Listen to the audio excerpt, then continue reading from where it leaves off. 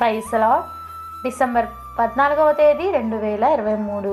ఈరోజు దేవుని వాక్యము యాకోబు గ్రంథము 4వ అధ్యాయము 7వ వచనము. దేవునికి లోబడి ఉండడి, అపవాదుని ఎదిరించడి, అప్పుడు వాడు మీ యొద్ద నుండి పారిపోవును. అవును క్రీస్తునందు ప్రియమైన వారులారా, నీకు విరోధంగా రూపించబడిన ఏ ఆయుధము వర్తిల్లదని ఆ దేవాది దేవుడు మనకు వాగ్దానం ఇస్తున్నాడు.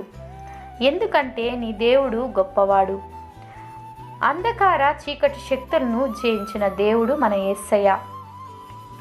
దేవుడు మన పక్షము గొప్ప కార్యములు చేయును.